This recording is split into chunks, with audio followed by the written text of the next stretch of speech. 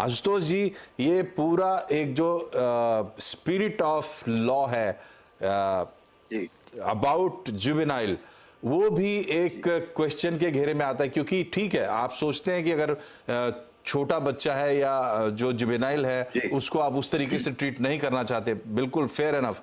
लेकिन जब ऐसे वाकये होते हैं तब जरूर ये सवाल आता है कि कुछ एक्सेप्शंस होते हैं जिनमें बहुत सख्ती से जी, निपटा जाना चाहिए, तभी नजीर बनेगी। ये सवाल वाकई बनता है जुवेनाइल कानून पे। जी, जी। देखिए, पहले तो मैं ये ज़रूर बताऊँ कि ये एक दुखद घटना है और इसमें जो 2 आईटी के जो यंग प्रोफ़ेशनल्स जो थे उनकी डेथ हो गई।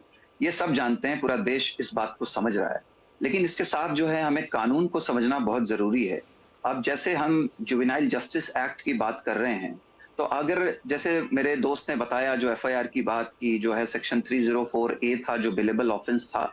ये बिल्कुल सही बात है कि जब एफआईआर रजिस्टर हुआ था तो इसमें सेक्शन 304 ए लगाया गया था जिसका मतलब होता है कि अगर किसी की डेथ नेग्लिजेंस से होती है तो ये सेक्शन लगाया जाता है और इसमें मैक्सिमम पनिशमेंट 2 साल का है और ये जो है बिलेबल ऑफेंस है।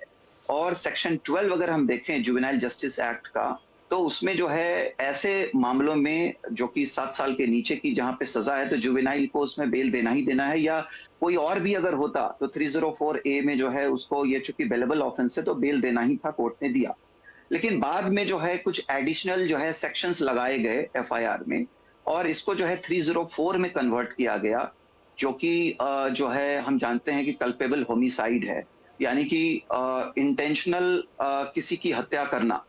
और ये चूंकि अभी मामला सब जुडाइज है, ये कोर्ट इसको देखेगा कि क्या ऐसा इंटेंशन जो है दिखता था, जो कि बहुत डिफिकल्ट लगता है ऐसे सिचुएशन में पूरे मामले को समझने के बाद।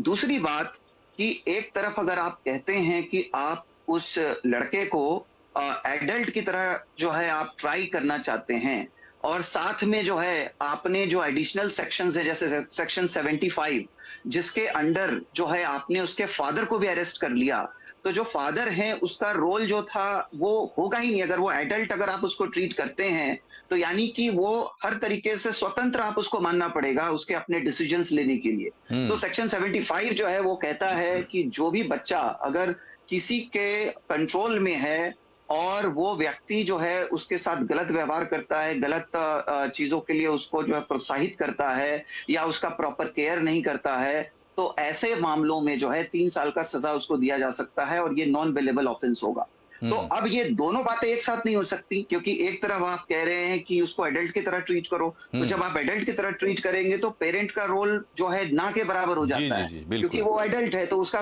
पेरेंट का कोई रोल नहीं आता। लेकिन इस केस में अगर हम देखें तो सेक्शन 75 के तहत जो है फादर को भी अरेस्ट किया गया है और उसको उनको भी प्रोसिक्यूट किया जा रहा हम्म। है। एक बात। दूसरी बात कि आपने जो सेक्शन 77 भी जो लगाया हुआ है, जो पुलिस ने लगाया है जुवेनाइल जस्टिस एक्ट का, जिसके हिसाब से अगर कोई भी बार पब या कोई भी पर्सन अगर किसी को लिकर देता है किसी बच्चे को जो 18 हम्म। साल के नीचे की उम्र का है, हम्म। तो उसको 7 साल तक की सजा है। तो हम्म। अब अगर आप इस केस में भी अगर हम देखें कि अगर उसको एडल्ट अगर ट्रीट किया ठीक जाता बात है है। तो फिर जी इनके ऊपर भी केस नहीं जी, बनता है। ठीक बात है। तो आप फिर जो कह रहे हैं आशुतोष जी, आप एक ही ऑफेंस के लिए आप इतने सारे लोगों को आप एक्यूज नहीं कर जी जी सकते। बिल्कुल, आप दूसरी जो बात बात, कह रहे हैं वो बिल्कुल साफ है।